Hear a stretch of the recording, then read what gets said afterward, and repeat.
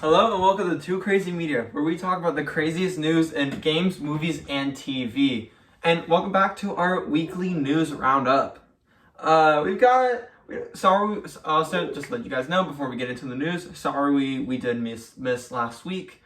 That is because we were on vacation over spring break, and we just were out of town, so we couldn't film. But we're back, and we're ready to do a fun weekly news roundup. And today we've got 11 news stories to talk about. But before we get into that, I'm just gonna get real quick into what I've been playing over this past week. I've been playing a new game that came out called Dead Island 2, and I'm not gonna get fully into how I feel about it. I'm gonna do a review on it at the end of the video after we get through all the news. But first, let's do the news first. Alright, so 11 news stories. Let's start with number 1. Sega has acquired Rovio.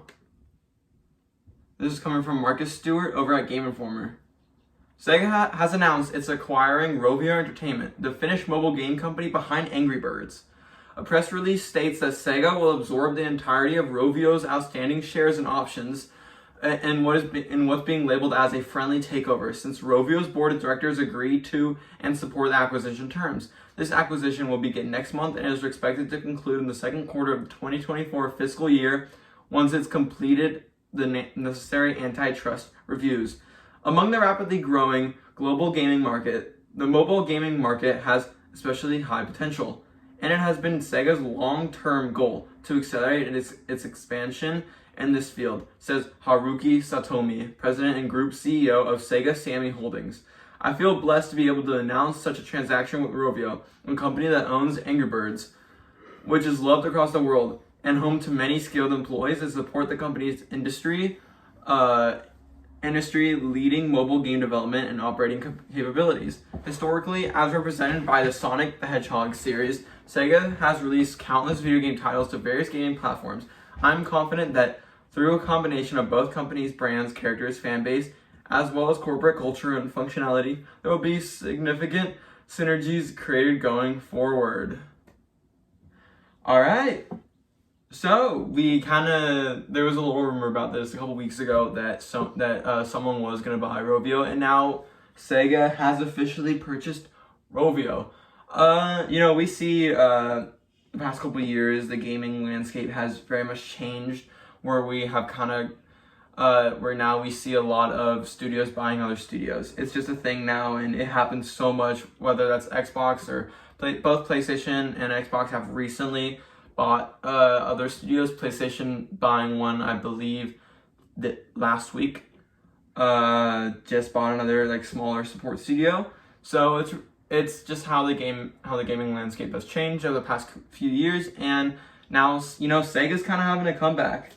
I feel like a couple of years ago when people were to mention Sega, you'd be like, oh, okay. But now, you got Sonic Frontiers, you've got, yeah. Yeah, the only thing they have right now is Sonic Frontiers. Yeah. Okay, well, it's good that they're growing, that their portfolio, and Angry Birds being one of the biggest, I don't think, not one person, if you were going to ask them, I think every single person you ask is probably going to know what Angry Birds is pretty popular. It's kind of died down the past couple of years. You don't really hear about it as much anymore. I feel like the only thing people really know Angry Birds for the past few years is those movies. Weren't they DreamWorks? Yeah, it was the animated DreamWorks Angry Birds, which I feel like I remember seeing, but I don't remember them very much. And they were okay. I remember them being okay. Mm-hmm. But it's interesting that Rovio, I feel like Angry Birds has been on consoles before, so they're not just a mobile game now. It's been on consoles before, I feel like, even if the ports haven't been the greatest. But, it's interesting. Do you have any thoughts about this one? No. No? Mm-mm. Do you think Sega's going to kind of start buying more companies? Yeah, they might. If they can get this, then I think they should. Okay. Yeah.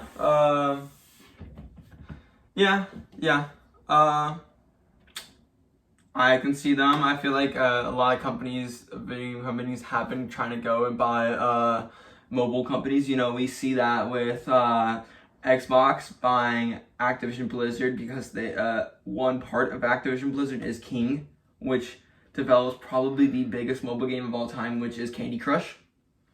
So now soon Xbox will own Candy Crush, which is huge. That's a huge moneymaker. That is a massive. I'm sure Angry Birds is a huge moneymaker, and that's why Sega has bought it. And yeah, it's interesting to see this go on. But on to the next report. The Knuckles spin-off film is now filming. This is coming from Will Harrigan over at Cosmic Book News. The Sonic the Hedgehog spin-off, Knuckles, is now filming for the Paramount Plus streaming service and has announced the cast of the live-action series that is part of the cinematic world of Sonic the Hedgehog. Director Jeff Fowler, who directed the 2 Sonic movies, returns for Knuckles, tweeted the start of production with an image of a clapperboard. Just like, you know, it's an image with the clapperboard of the Knuckles and like his hat. Knuckles' hat that he kind of wears in video games sometimes. You'll see. So what is the Knuckles series about? So the new live-action series will follow Knuckles on a hilarious and action-packed journey of self-discovery as he agrees to train Wade as his protege and teach him the ways of the Echidna Warrior. The series takes place between the films Sonic the Hedgehog 2 and Sonic the Hedgehog 3, marking the next installment of the hit franchise, which is slated for a December 20, 2024 release date. Same day as Avatar, and same week, Avatar 3, and same week as Jordan Peele's next film. In addition to Idris Elba, previously announced as the titular character Knuckles, Adam Pally will reprise his role from the film franchise as Wade Whipple. The ensemble for the Knuckles series also includes recurring cast Eddie Patterson from The Righteous Gemstones, Julian Barrett from Mindhorn, Scott Mescudi from Don't Look Up, otherwise known as Kid Cudi, Ellie Taylor from Ted Lasso, and guest star Rory McCann from Game of Thrones. In addition, Tika Sumpter will guest star, reprising her role as Maddie, with the additional cast to be announced. Production on Knuckles began earlier this month in London. All the key creative team from the previous films are returning for the series, including Jeff Fowler, the film's director, who is directing the pilot episode, as well as Neil H. Moritz, Toby Asher, John Whittington, and Toru Nakahara, who will serve as executive producers in the series. Idris Elba also serves as an executive producer. Additional directors for the series include Jed Wright, Brandon Trost, Jorma Tacone, and Carol Banker. Alright. I have not seen either of the Sonic movies, but you have. So why don't we start with you, honestly? Well, this doesn't get me too excited because I've seen Sonic 1, but I did not see Sonic 2. Okay. Still, I need to watch it eventually. Yeah. But I still haven't seen it, so I don't know anything about Knuckles from the movie. So I think if I was to watch this show, I would definitely need to watch the movie first. Well, yeah. Of course. Yeah. But yeah. Maybe if I watch Sonic 2 and I enjoy it, then maybe I'll want to watch this Knuckles show. But yeah. I'm definitely probably going to see Sonic 3 when it comes out in 2024. We'll see. So yeah, I do need to watch 1 and 2, but I've heard they're good movies. They're pretty good. They're pretty good for video game definitely movies. Some of the best video game movies. Yeah, and I've heard that's a really cool thing to hear from it. I think it doesn't get me that excited because I haven't seen the Sonic movies, but I think the one thing that does get me excited is the cast. You know, I like Idris Elba and Scott Mescudi. I do like Scott Mescudi. If you don't know, that is Kid Cudi. He is basically an actor now. He doesn't really rap that much. He's an actor. He hasn't been in a lot of stuff, but he's starting to appear in more and more stuff, which is really cool. I like that. The first movie I ever saw him in was the Need for Speed movie. another video game movie. I think that movie came out like 2012. I've seen that movie a couple times. It's more like a guilty pleasure of mine. It's not that good of a movie in general, but I still find it fun to watch. And Scott Mescudi's in it. Is he like one of the main characters? Yeah, he's one of the main characters. That was like one of the first movies he was in. But yeah, I think it's cool that he's gonna star in this, and I think it's cool that I like Ellie Taylor from Ted Lasso. I've been watching Ted Lasso recently, and I've been loving it. You know, the new season. It's kind of the first episode didn't start off too well. Was a meh. First 2 episodes were kind of meh, and then now like episode 3, 4, and 5 have been pretty solid in my opinion. You know, it's kind of just returned back to the good old Ted Lasso formula of good lesson of wholesome lessons. But yeah, pretty cool. Any final thoughts on this one? No, not really. No? Alright, cool. On to the next report. Filming for Mortal Kombat 2 is looking to begin in June. This is coming from comicbook.com. This is from Logan Moore. One of the producers behind the upcoming sequel to 2021's Mortal Kombat movie has now confirmed when the follow-up installment will begin filming. Last summer, New Line Cinema and Warner Brothers Pictures verified that Mortal Kombat 2 was in the works and would once again be helmed by director Simon McQuoid. And while details are extremely sparse when it comes to the film's launch date, we now at least know how long the production should last. In a recent statement on social media, producer Todd Garner confirmed a recent report that stated Mortal Kombat 2 would start filming 2 months from now in June 2023. Filming is said to be lasting until September 2023 and will once again take place in Australia, which is where the previous movie was shot. Outside of these broad bits of information, Garner didn't say anything else about Mortal Kombat 2, which means that fans are still guessing about what the sequel's plot could center around. Perhaps the most interesting thing to follow up with Mortal Kombat 2 will be the manner in which it is released. As a result of the pandemic back in 2021, Mortal Kombat launched directly onto HBO Max, which led to the film garnering a large number of views out of the gate. This early success for Mortal Kombat seemingly played a big part in what led to Warner Bros. Pictures greenlighting the sequel. In all likelihood, though, Mortal Kombat 2 won't end up releasing the same manner, which means it needs to perform much better at the box office to ensure that future films in the series continue to come about. Alright. You're a much bigger Mortal Kombat fan than I am. You're actually a huge Mortal Kombat fan. So, what do you feel? What do you think about this? I think it's really great. I know a lot of people weren't big fans of the Mortal Kombat movie, saying like it was an okay video game adaptation, but it wasn't the greatest. I liked but me personally, I thought it was great because it was serviceable, in my opinion. It wasn't the greatest thing I've ever seen, but it was also really fun. Like it had everything from the games. It didn't they didn't really retcon anything that was bad. There were no issues. It was very true to the game, and everything they did was true to the game. It was great. They really like respected the games, but I'm just excited that they're making a number 2. Yeah. And I really hope it's good. I don't know what it could be about, but there's a lot of plots in Mortal Kombat that it could be about, so it could really be anything. Yeah. I agree. Who was the bad guy in the first one? Oh, Shang Tsung. So probably it'd be like Shao Kahn or something. But yeah, Shao Kahn or something like that. Yeah, I like Mortal Kombat. I played the latest 2. I enjoyed them both. I do enjoy me some Mortal Kombat. So this does make me happy. You know, I thought the movie was okay. I didn't love it, but I didn't hate it.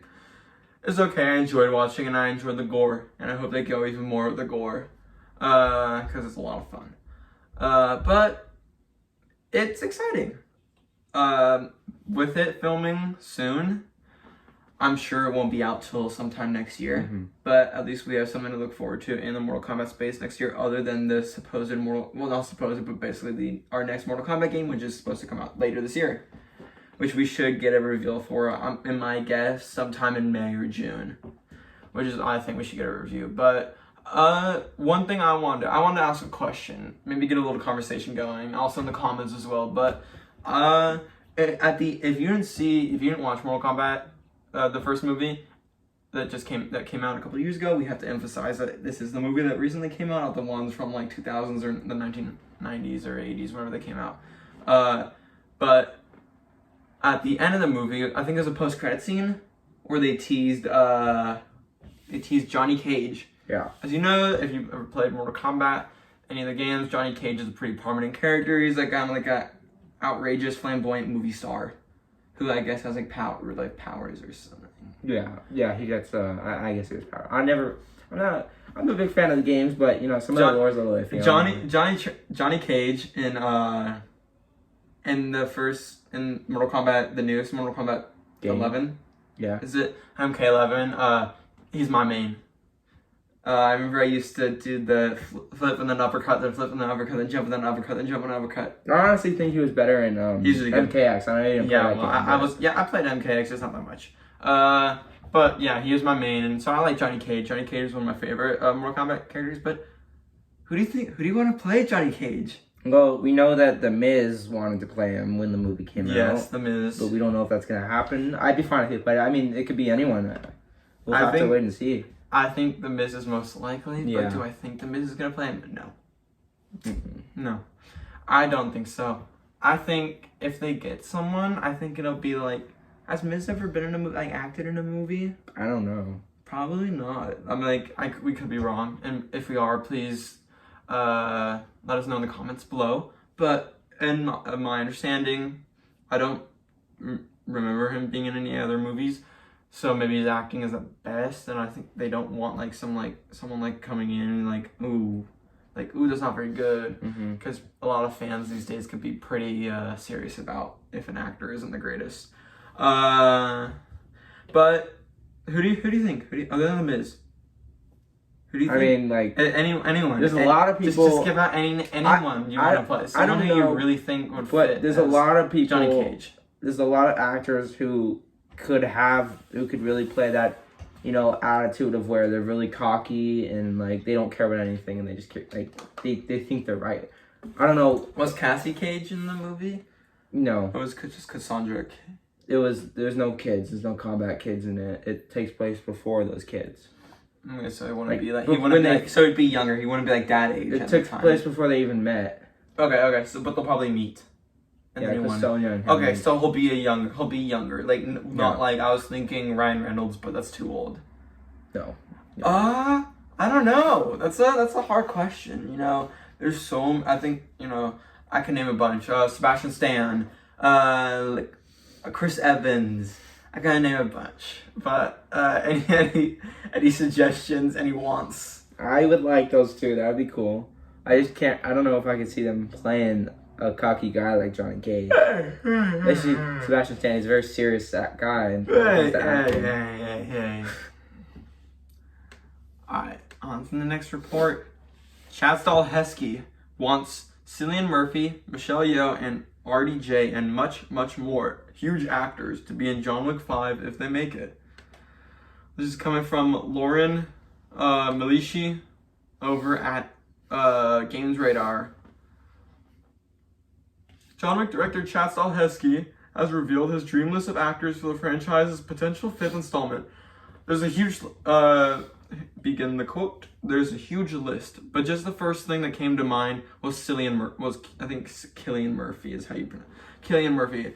I'm a big Peaky Blinders fan. So, I just think Cillian would fit right in, Stahelski told the Direct. Colin Farrell is fantastic. Charlize Theron, when she did Atomic Blonde, I saw that and went, oh my god, I gotta work with this woman. She's awesome. I worked with Michelle Yeoh way back on a commercial years ago, and I've been dying to work with her ever since. I'm such a huge fan. End quote. Stahelski continued his list by mentioning Birds of Prey star Journey Smollett, Robert Downey Jr., Peter Dinklage, and Sean Bean. Some of those guys I think are magical, added Stahelski. I'd die for a chance with any of those people. Alright. I'll start on this one. This is pretty cool. Do I think we're gonna get a John Wick 5? Maybe. Honestly, yes.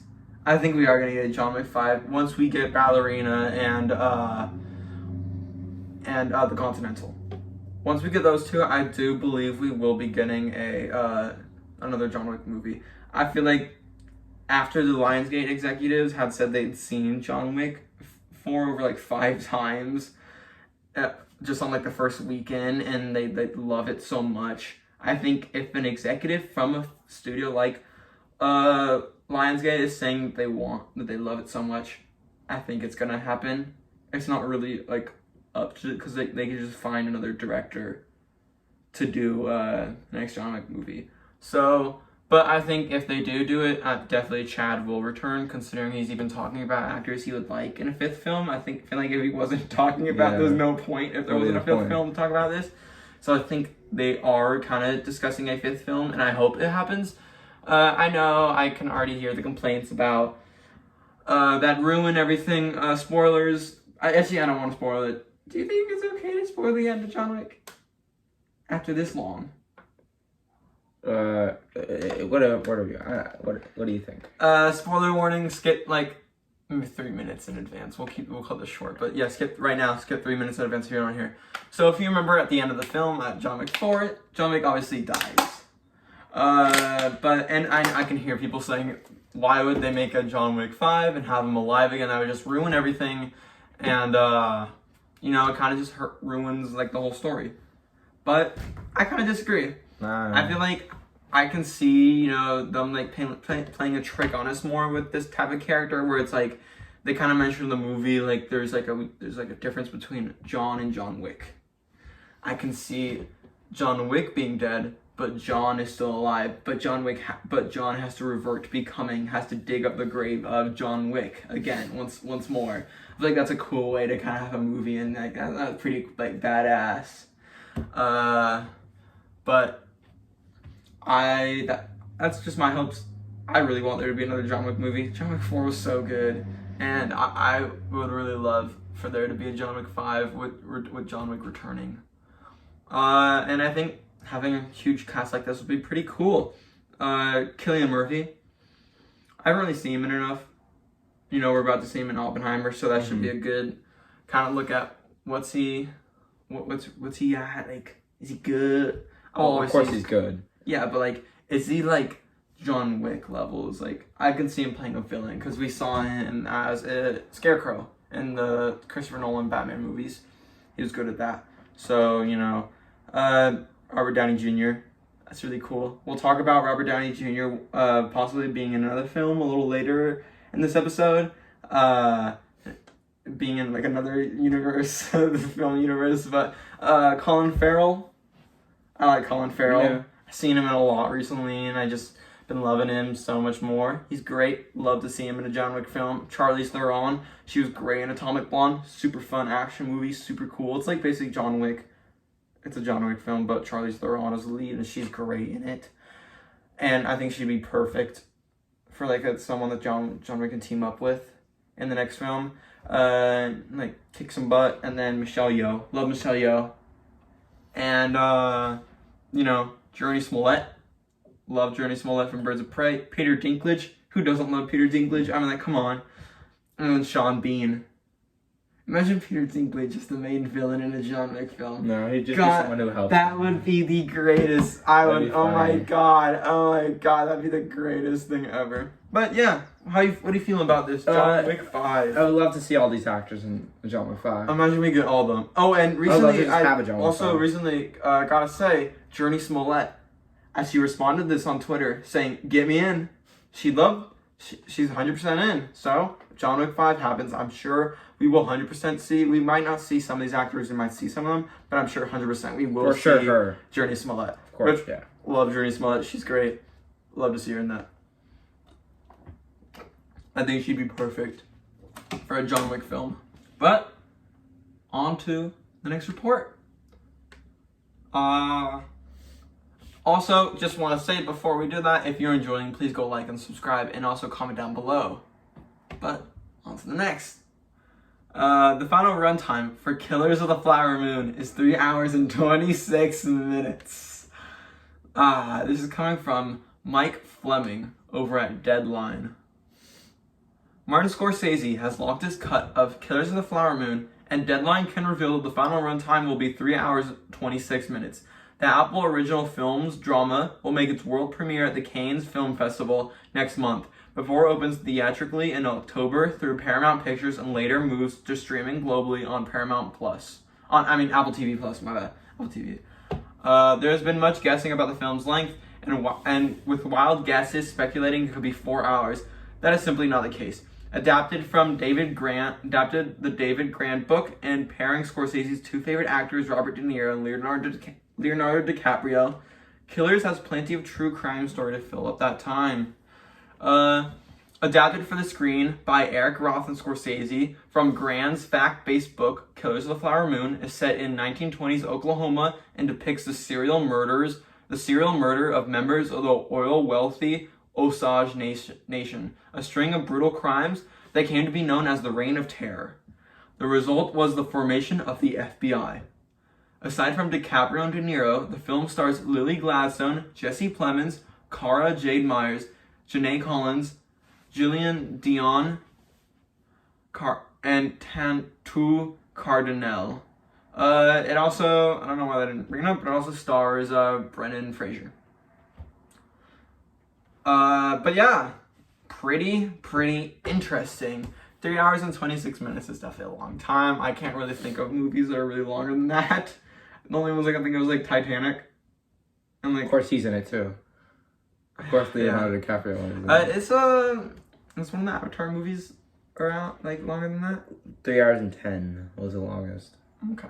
Still long. This is longer than that. No, but I think that 3 hours and 26 is too much. I don't think anyone really wants us to do that because I feel like so much like it just never ends. But yeah. After hearing what this plot is, it does sound actually really cool. Yeah, it's a very cool plot. I feel like just kind of hearing about 3 hour and 26 minutes is a lot. I'm someone that really likes.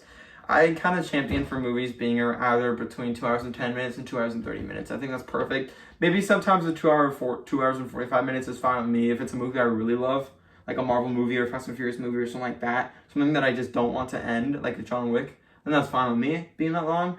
But something like this being 3 hours and 3.5 hours, that's pretty crazy.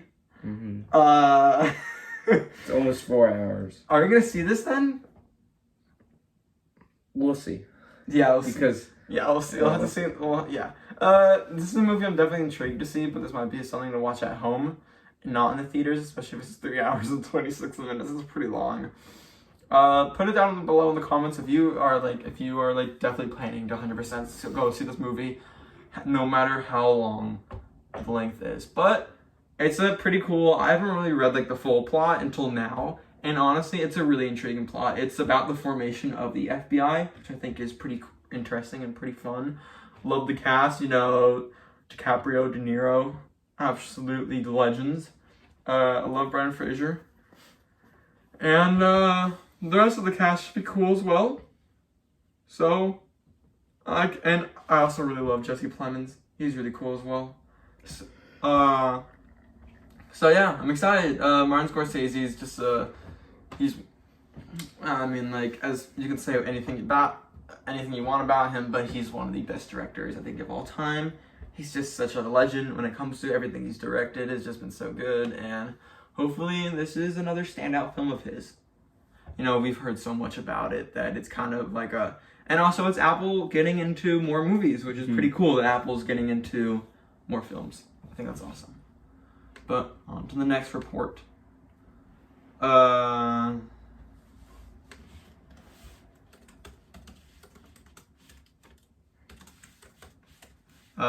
Here, you read the next report.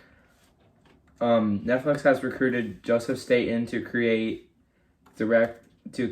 and direct a brand new original IP AAA video game.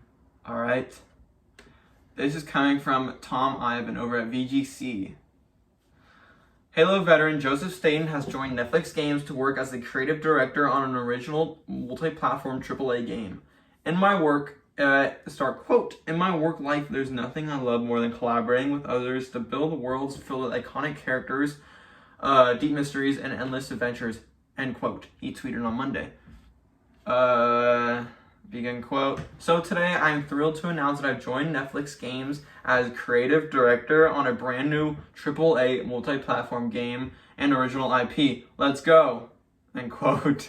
So that's a really unenthusiastic let's go. But Microsoft has confirmed earlier this month that Staten was to leave the company where he recently served as the head of creative on Halo Infinite at 343 Industries.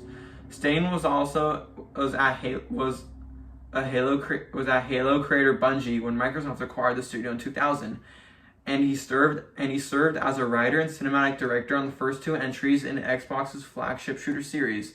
He was also a writer on Halo 3 and Halo Reach, and a creative consultant on the RTS spin-off of Halo Wars. Alright. This is extremely interesting. A little more on it. Netflix said last month that it was planning to release another 40 games in 2023, taking its offering to 95 games by the end of the year. The company, which began offering Netflix subscribers access to a library of mobile games through the Android and iOS versions of its app in late 2021, also said it has 16 first-party games in development and a further 70 in the works with third-party studios.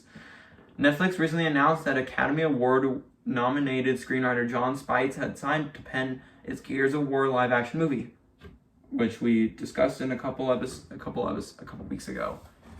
But yeah, this is a pretty big piece of news. First of all, I think it's kind of crazy that Netflix is like making like AAA video games now. It's weird. Some being actual like IP, like based off Stranger Things or based off, I don't know, what other things do they make? Outer Banks. Outer Banks. Outer Banks, Cobra Kai. There's that Cobra Kai video game that came out that I guess because I'd seen it on the store and then it came out and no one ever talked about it because it's just another like bad game, like a janky video game. But yeah, this is gonna be a strong opinion. I'm just gonna come out with it. I don't like Netflix movies that much. There hasn't been that much stuff on Netflix that I've watched, but like, yeah, that was good. I kind of like the first couple seasons of Stranger Things, but the latest season I did not like one bit. Absolutely despised it, hated it, and I probably won't tune into season 5. I just have lost all care for Stranger Things. Plus, and then Cobra Kai tried watching the first season, didn't like it. Started the second season, first episode, could not get through it. It's that bad. Outer Banks, couldn't get through 3 episodes of the first season. I thought it was horrible. And other than that, I never really got into Squid Games. What else does Netflix make? That's their biggest stuff. Safe to say, I'm not a Netflix fan at all. I've never really found that much good stuff on Netflix. I think some of their movies they make are good, like some of their original films, like Gray Man, that was okay. Knives Out, Glass Onion. It wasn't really like dumb to say. There was more of Rian Johnson being Rian Johnson and not really Netflix doing too much. So you can't really say that's a win. You can't really like be like, oh, thanks to Netflix, Glass Onion was good. It wasn't Netflix that did it. It was Rian Johnson. But yeah, I think it's interesting that Netflix is getting into video games.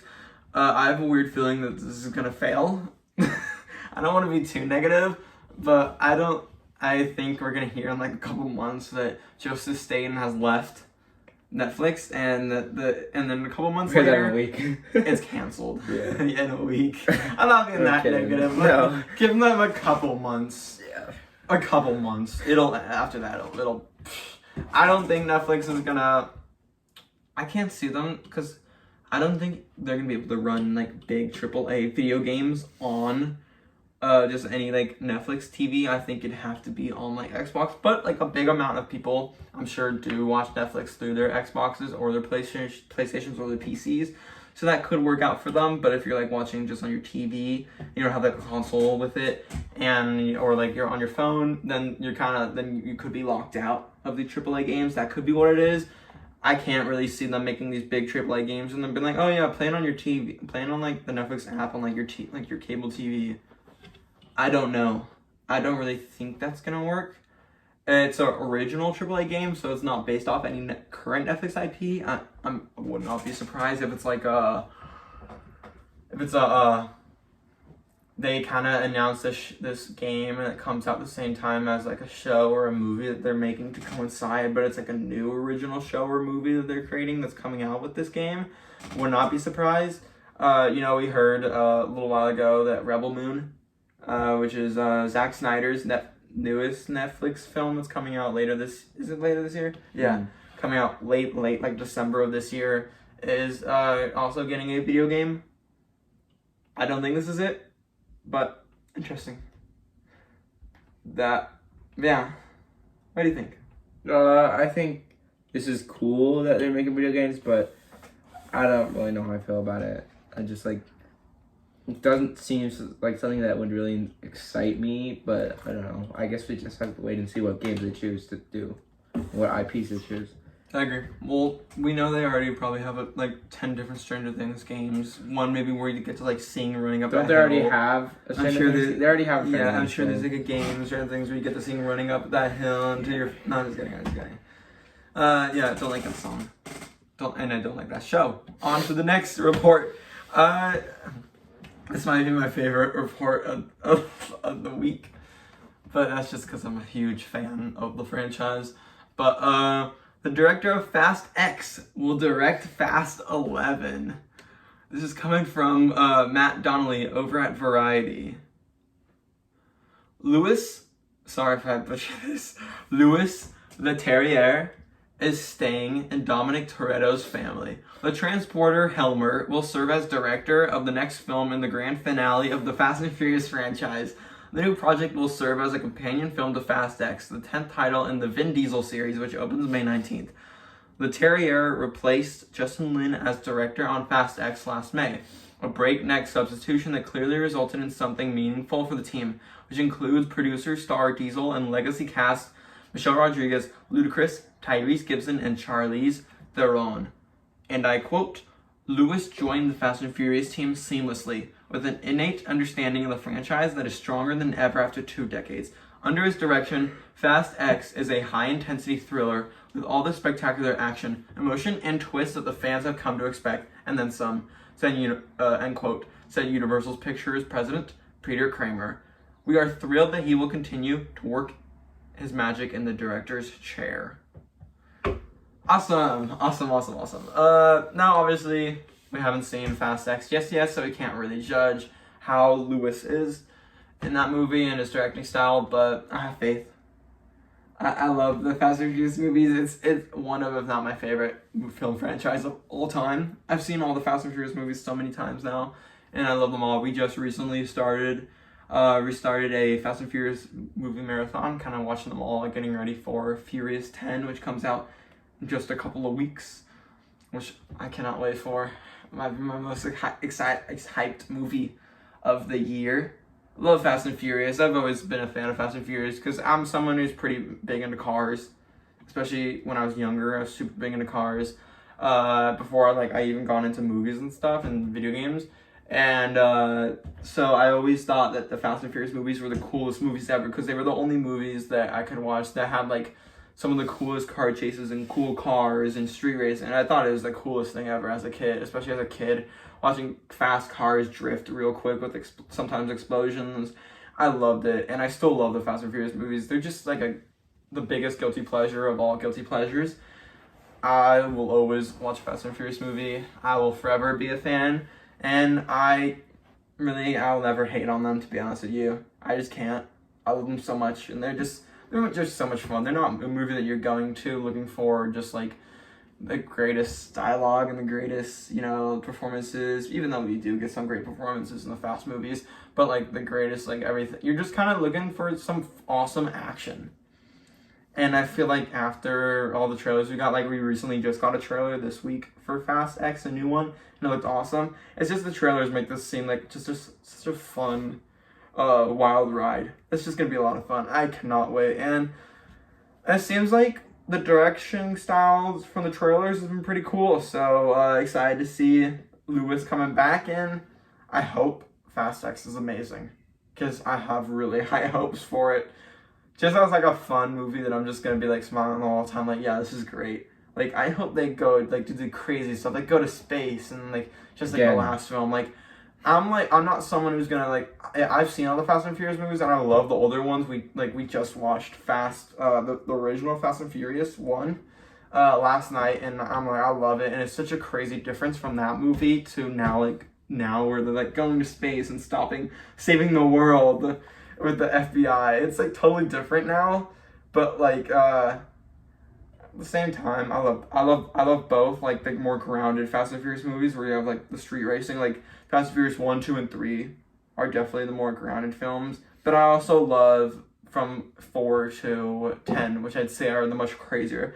4 is a little grounded. 4 is kind of like a weird mix of grounded, but also like a good amount of like a little more over the top action than the first 3. But and then from five on, they just go bonkers, and it seems like they're going super bonkers with this movie. But I love it so much. And also, I said earlier in this episode that we're going to talk about Robert Downey Jr. returning entering another huge franchise. And for not only is he could be in John Wick, but he could be in Fast. That's right.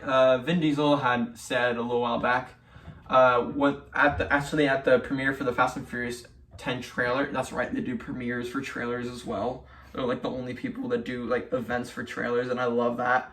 I love it. So cool how they do like separate like premiere events for just a trailer. But he had said that he'd love for the actors he wants to be in the final film is Michael Caine, Tom Holland, and Robert Downey Jr. Michael Caine as Shaw's as the in the Shaw family as the father, and Tom Holland as another brother in the Shaw family. So kind of just like fully expand the Shaw family, which has slowly been growing and growing these movies, which I think is pretty cool. Kind of like the Toretto family has been slowly growing, and also now Mr. Nobody's family is slowly growing. Now that we have Little Nobody, and now Brie Larson, who is set to play his daughter. But yeah, he wants Robert Downey Jr. to play the main villain of Fast 11, and kind of like the antithesis of Dom, where he's like kind of like this rich tech dude who wants self-driving cars, but who's like secretly evil. So it's interesting. I think it's pretty cool. I'd love to see I'd love to see both Tom Holland and Robert Downey Jr. considering people kind of think of them as like if both of them are in the same movie, people are like, oh my god. Cool to see because of Spider-Man and Iron Man and the relationship they had in the Marvel movies.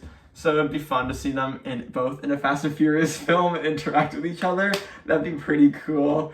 But I just love to see either of the two in the movie. I don't know if we're gonna get Tom Holland or Robert Downey Jr., but I think it's a pretty high chance we do get the Sir Michael Caine in it, because recently there's actually on Vin Diesel's Instagram account, he uploaded a video of him at dinner with Michael Caine. So I think it's happening. I don't think it's just a coincidence. I think that they're probably talking about it. And I think he'll say yes. So I can't wait. I'm sad it's gonna be the last film. I know they need to end it. They do need to end it because it's starting to be too much, honestly. But I don't want it to end. I love Dom and I love all the Fast and Furious characters and I love the dumb stuff they do. And I hope after this they do so much more spin-offs, because I don't think Universal's gonna end the Fast franchise off there. It's one of their biggest franchises. When you really think about it, Universal doesn't have that much franchises, to be honest. They just have the franchises they do have, they don't have that much. They just make a lot of money and they're huge. Jurassic makes so much money. Fast. There are a lot of individual movies. Yeah, Fast and Jurassic are both. There is a Jurassic World. It's one of the highest grossing movies of all time, and Fast and Furious 7 is also in the top 15 or top 10 highest grossing movies of all time, which is crazy to think that a Fast and Furious movie is that high. But Furious 7 is just, I think, like in the top 15 or even top 10 highest grossing movies of all time, which is just crazy that Fast and Furious 7 is there. But which also just shows it's my favorite movie in the franchise and a lot of other people's. But yeah, they also have Illumination and DreamWorks, which are just huge money makers. But I don't think, and also they have the Monsters universe, which they always kind of bring back, and then it does bad, and they get rid of it, and they bring back a couple years later and it does bad, and they get rid of it, and they bring back, yeah. So we'll see, but I love Fast and Furious, and I hope this is not the end. But it's cool to see him return. But we only have 4 more reports left. So, Adam Driver has been offered the role of Reed Richard. What? So this is coming from Savannah Sanders over at The Direct. So, a new rumor claimed Marvel Studios is talking with Adam Driver about its Fantastic Four film. While fan casting favorite John Krasinski played Earth 838's Mr. Fantastic in 2022's Doctor Strange in the Multiverse of Madness, casting buzz pointed toward a different name for the role. One name that has been long part of the conversation is Disney alum and Oscar-nominated actor Adam Driver. Now, a new rumor provided an update on Marvel Studios' intentions in casting the Star Wars sequel trilogy star. So, an update on April 22nd, Insider Jeff Snyder corroborated the report that Adam Driver is in talks for Marvel Studios' Fantastic Four movie, stating on the Hot Mic podcast that he's heard that the studios offered the 39-year-old actor the role of Reed Richards. According to scooper Daniel Rickman, Adam Driver is in final talks to play Reed Richards for the MCU's Fantastic Four. Alright, why don't you start this one? I honestly think that he would make a really good Mr. Fantastic, and I'm just really happy that he probably will be playing him. I think he's a great actor, and I like that he's going to be in more stuff, especially Marvel, which is huge. And it's such a big character, too, so I think it's really cool that he might be cast. Yeah. This gets me more excited for the movie. I love Adam Driver. He's great. Loved him as Kylo Ren. If there's one thing that I do that I'll take away from those trilogy movies that I really enjoyed, it was definitely the characters that we got to meet. You know, and one of my favorites was Adam Driver, who played Kylo Ren, who was the villain. Absolutely loved him, and I just think Adam Driver is such an amazing director. I think it's funny that Martin Scorsese had said a while back that Adam Driver is one of the best actors of this generation, and Martin Scorsese is also a big hater of Marvel movies, and he just calls them I forgot what he calls it, theme park movies. Though I love Marvel movies, I do disagree with Scorsese, but you can have your own opinion. You know, some people don't like Marvel movies and some people love Marvel movies. It's just kind of like depends on the person. I love both. Like more serious films, like a Scorsese film, but I also do love me some Marvel films. You know, I'm kind of just equal in that way. But I love this. You know, Adam Driver coming in. I'm not surprised. He was definitely one of the front runners for a while for Fantastic Four, and I'm sure we'll hear more news like soon about casting. I think that's a thing that Marvel knows the fans want more than basically anything else, is who's gonna play, you know, the Fantastic Four characters. Who's gonna be Reed Richards? Who's gonna be Sue Storm? Who's gonna be the Thing? I don't know who will play those characters, but I do love Adam Driver as Reed Richards. I think he's a great Reed Richards. Other than that, I would have liked for him to play Doctor Doom. I thought he was going to be Doctor Doom, but I can also see someone like Giancarlo Esposito, who also has been in talks to be in a Marvel movie, to be in the Marvel Universe. I can also see him be a great Doctor Doom as well. But yeah, who do you think is going to play Sue Storm? You have any? Didn't Jodie Comer get now it's like rumored.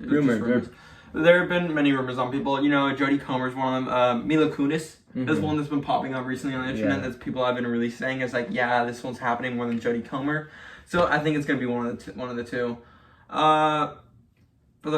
I don't know the rest of them, to be honest with you. Who's gonna play any of them? I think people want the guy from Outer Banks. I think his name is Rudy Panko to play Human Torch. I think he probably will. Yeah, I can see someone like that. He's definitely hinted sometimes in interviews. He's hinted at him being in Marvel. Yeah, so, yeah. I can see him. You know, get someone younger like him. That'd be cool. And then for the Thing, I can see Seth Rogen. Seth Rogen or Jason Segel. Rogen, yeah. I think Jason Segel will be great for it. If you know who that is, I think the Muppets movie. That's my favorite role of his. I do love the Muppets movie with Jason Segel. But yeah, pretty cool. On to the next report. That is that James Wan will reportedly direct a Dead Space movie. What? That's pretty cool. This is coming from Micheline Martin over at Giant Freaking Robot. Sorry if I butchered that. But no one may be able to hear you scream in space, but that doesn't mean you're not going to holler anyway. According to our trusted and proven sources, James Wan of Malignant and Aquaman fame has been tapped as the director to bring what may be the next great science fiction horror film franchise to the big screen. Wan will direct the Dead Space movie based on the popular video game of the same name. The news our sources gave us tracks with what legendary Hollywood filmmaker John Carpenter said earlier this year. A decade ago, in 2013, reports emerged that Carpenter was attached to direct the Dead Space movie. This January, Variety asked if he had any updates about the project. and the Escape from New York director clarified that he was never attached, but that he believed another director was. And I quote, No, I can't believe how that was spread. I was down looking at the new digital cameras and happened to mention to them that I would love to do a Dead Space film. I'm not gonna do it. I think they already have another director involved, and they haven't asked me to do it. Whether Carpenter was ever attached to the Dead Space movie or not, it's fitting that instead of James Wan, who will be directing the film, it's fitting that it's instead James Wan who will be directing the film. The Australian filmmaker is 30 years younger than Carpenter, and so hasn't accrued as much experience in the industry yet. But like Carpenter, while he clearly has a taste for horror, he refuses to be held hostage by a single genre. He's also helped make big budget action films like 2015's Furious 7, as well as one of DC's most well-regarded superhero films of recent years, 2018's Aquaman. I forgot, did James Wan actually direct Furious 7? I didn't even know he did Aquaman, because Aquaman wasn't very good. I knew that he did. Aquaman was not my favorite. Yeah, he did Furious 7. Isn't he the horror movie guy who made Megan? He also made. He didn't direct Megan, but he's the man behind it. He also did the Annabelle movies. He did the Annabelle movies. He did the script for Megan, and also he helped with the script for Barbarian. He's more like he directs movies, but he also produces a ton of movies. Like he'll like do scripts, because like a lot of people look to him for he's like a really good horror film director. He's like known for horror films, Annabelle, Megan, Barbarian, so much. James Wan is a huge horror. He's also done Aquaman, which is okay. Who's directing Aquaman 2? James Wan. Oh God. That might be his poor guy. I know, poor guy. It's not even his fault. But he takes a lot of W's, so I think it's okay to take one out on that. Yeah, it's not even his fault. It's not even his fault. Honestly, that movie was doomed even before it got a director, to be honest. But no wonder Furious 7 is so good, because James Wan's a pretty great director, and Furious 7 was just such a good film. But yeah, I would love a Dead Space. You know, the Dead Space remake just recently came out this year in January. I played it for the first time. Never played the first Dead Space. Never played the original. Played the remake for the first time. Absolutely loved it. I had so much fun with it, but also it's so scary. It was terrifying. So I don't know how I'm not the hugest horror person. I don't do too well with horror movies in theaters. So with a movie like Dead Space in the theater, I'm sure it's going to be terrifying, and I don't know how I'm going to be able to see that, because it's like Dead Space, the video game, is absolutely horrifying. So a movie would be, oh my god. But I think I'd definitely see it, just as like a huge Dead Space fan in general. I think it'd be fun to see who would you like to play Isaac? It doesn't really matter because he's got a mask on the whole movie. Yeah, but still the voice. Like, Pedro Pascal, he never really takes off his mask as the Mandalorian, but he still, like, is the Mandalorian. Yeah. Could be anyone. It could be Pedro Pascal. I mean... Yeah. True. But, yeah, I'm very excited. I hope this is true. I hope James Wan... It would probably be Blumhouse then. Yes. Yeah. James Wan usually does Blumhouse films. James Wan is pretty close. He's very close with James Blum, who's the head of Blumhouse. They make a lot of movies together. And so they work a lot together. So I would not be surprised if this movie will be a Blumhouse film, which is okay. You know, sometimes Blumhouse films aren't the greatest. Firestarter. Well, I wouldn't really count that as a horror movie. It is a Blumhouse horror film. But sometimes they are really good. Like Black Phone and Megan. And Friday Night Freddy's could be good. Let's see. I really hope it is. I hope. I do think that's a movie I'm very excited for as well. But I do believe James Wan is also behind. Is behind, not directing it, but he's close behind that movie as well. So cannot wait. But just 2 more to go. Xbox is working on a mystery sequel that could take a decade. to develop. This is coming from Chris Scullion over at VGC. Xbox currently has a mystery sequel in development that could take as long as a decade to make. It's been revealed. As spotted by Axios' Stephen Totillo, the game was mentioned in court documents relating to an ongoing legal challenge in which a group of self-identified gamers are trying to block Microsoft's acquisition of Activision Blizzard. That's funny. They can't.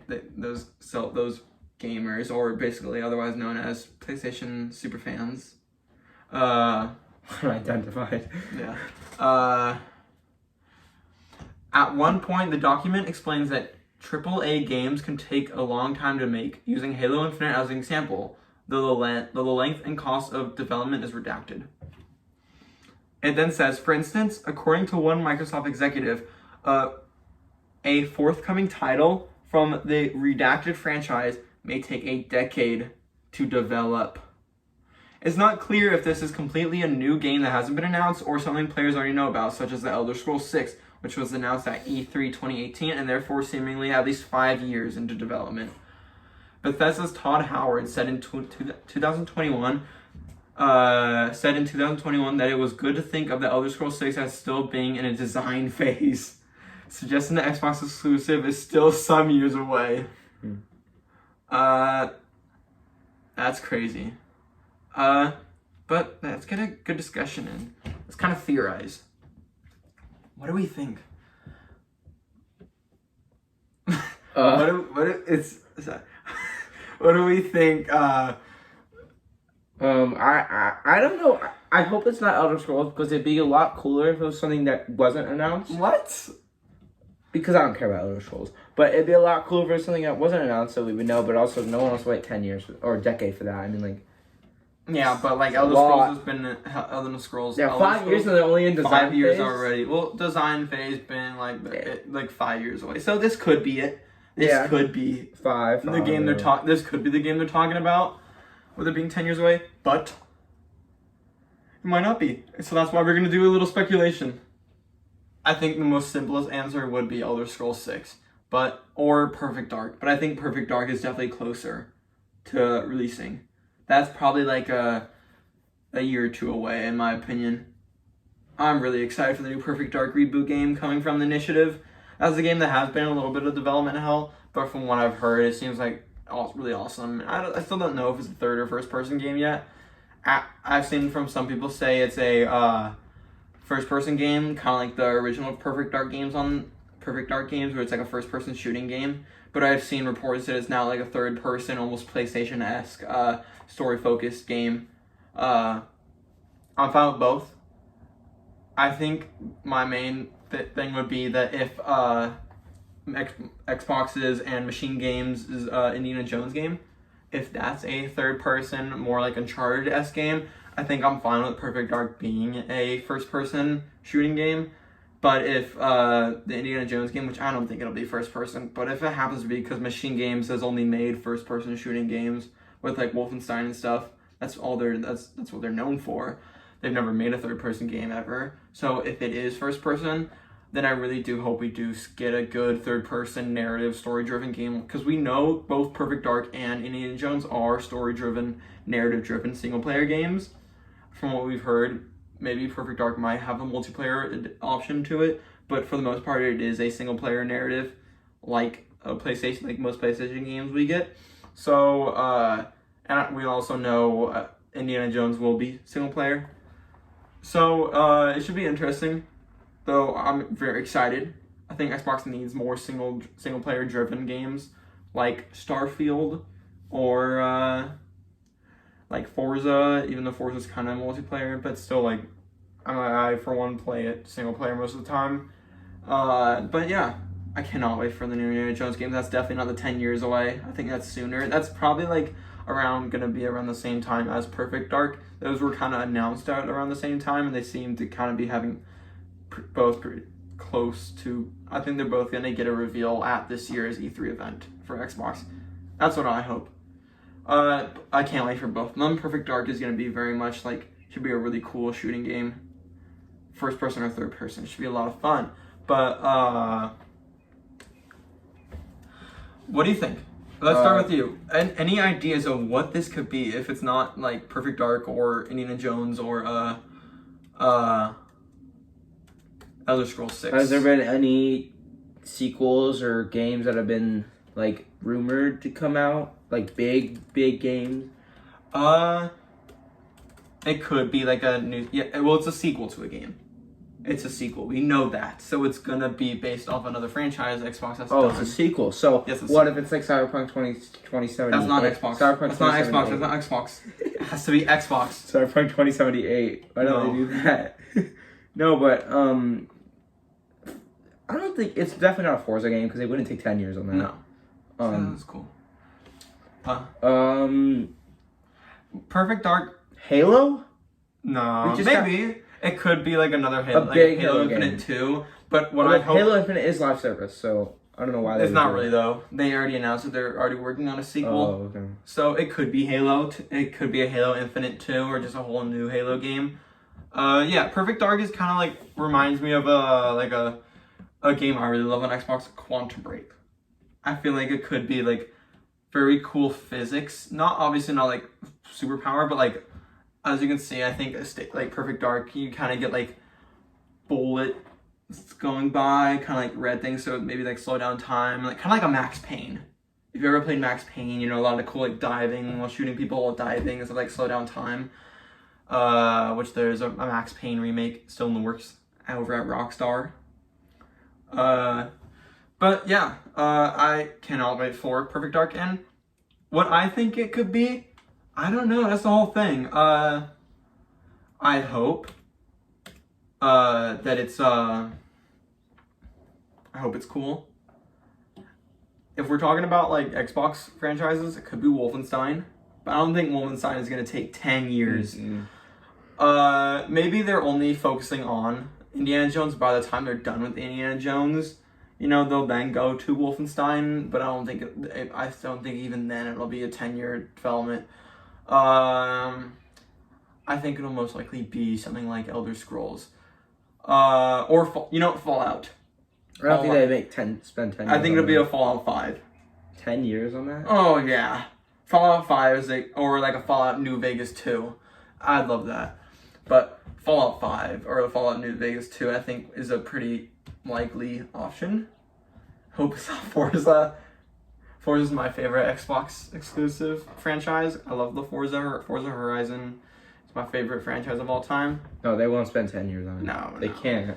I hope like 3. I know we still have like a year or 2 until we get the next Horizon game, but I hope it's like next year and not 2 years. Some people say it's 2024, some people say it's 2025. But we'll get more into the Xbox talk. I believe in about 2 months when we'll do a whole video kind of predicting both the Xbox and like all the other E3 press conferences. We'll do a whole video kind of with our predictions of those. But we're just gonna not do that. We're just gonna get into the 2 reviews. So first, we're gonna review Dead Island 2. Just came out on Friday of this week, and I have had the chance of playing it, and I've actually finished it. I personally just finished. I just got done with the final boss earlier today, and I'm excited to get into free roaming. But my thoughts on this game. I came in with very low expectations, to be honest. This was a game that's been in development for like 12 years now. It's been in development hell, and it's finally out now. And the trailer is kind of like, it reminded a lot of people, including me, reminded me of the Saints Row reboot that also came out last year that was not very good. Sure, I played through the whole thing, I basically 100%ed it, but I didn't like it, and that's just because I was really bored. I didn't enjoy the Saints Row. I just was bored. And I kind of like open world games where it's just like free roaming and doing like collect side missions and stuff all around. I do enjoy it. Dead Island's kind of like that. But Dead Island, I came with low expectations, and it has blown me away. I've had so much fun with Dead Island. There are a couple things that do get me a little annoyed. I think a problem that I had was the 2 final missions of the game. It didn't normally when you get like a warning that says like these 2 missions or that you're reaching the end of the story, like these 2 missions are going to be really difficult.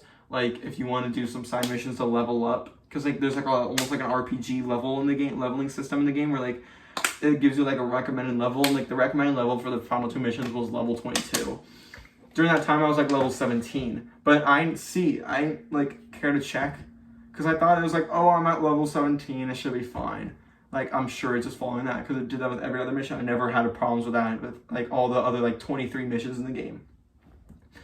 And so I went into the second to last mission, and it was I was getting my butt handed to me. I was dying left and right, and I was raging out. And I finally, like, close to the end of the second to last mission, I finally check and I see the level cap was at level 22, and I'm only at level 18. So I'm getting absolutely destroyed by zombies. And it's like, and so that was pretty annoying, and I couldn't really turn back, so I just kind of had to like sweat really hard, and I was able to finish it with a pretty low level. But, you know, I just kind of sweated really hard, but I was able to do it. And though other than that, I honestly love the game. I think it feels fun. I think the physics are amazing. I think the graphics blown me away. I think especially the interior, is being inside homes and stuff in the game, looks so realistic and so cool. I absolutely love it. Love the map. You know, as someone also being from LA and visiting a lot of locations from the game, it's very cool to see like the Oscars, or what they call the Romeros. You visit that in the final mission. You've got Bel Air, you got Beverly Hills, places we've been to in real life. We've got other like Santa Monica Pier, Venice Beach. So many cool areas to explore, and it's such like I love exploring the open worlds. It's kind of like semi-open world game of different districts. It's a lot of fun. I've been loving it. The story's been okay. It's more serviceable. I'm really more in there for the gameplay, and I'm sure most people are as well. The only thing that's kind of annoying as well is the dialogue. It's meh. It could be a little cringy at times, but no one's coming into Dead Island to expecting amazing like God of War Ragnarok quality dialogue. But it's still just a really fun game, and if I were to rank it, I'd give it an 8 out of 10. But on to another movie we saw recently. Was Ghosted. We just watched it over the weekend. We both watched it as an Apple TV Plus movie that just came out, starring Chris Evans and Ana de Armas. Kind of like they're like two people that kind of fall in love with each other on a date one day, and then finally the day after she ghosts him, and then he goes to London to go find her. Kind of like this cute gesture, but then turns out she's like a spy, and then they both go on like a crazy spy mission together. She's like a CIA operative. We both saw it, and you start really quick. It wasn't anything crazy, but I thought it was a fun movie. It was fun to watch. Yeah. It was fun. It was fun. There are a couple, I don't want to spoil it, but there are a couple fun cameos in the movie that I think are really enjoyable. There's like 3 cameos that we personally had like a huge we screamed over and had a good laugh over. A lot of fun. But yeah, I'd give it like a 6.5, 7 out of 10. It's okay. But that should be all for today. If you enjoyed, please go like and subscribe. And thank you so much for watching. Goodbye.